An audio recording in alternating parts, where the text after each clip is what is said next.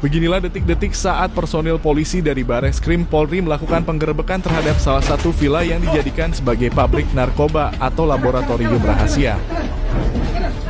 Villa ini sendiri diketahui berlokasi di Jalan Cempaka Gading, Ungasan, Kecamatan Kuta Selatan, Kabupaten Badung, Bali.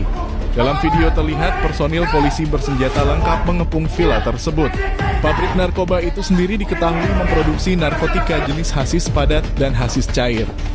Dalam penggerebekan tersebut, Polri berhasil mengamankan 4 orang dengan inisial MR 30 tahun, DA 28 tahun, RR 25, dan NP 27 tahun. Keempat orang tersebut merupakan warga negara Indonesia dalam kurung WNI yang bertindak sebagai peracik dan pengemas atau biasa disebut koki.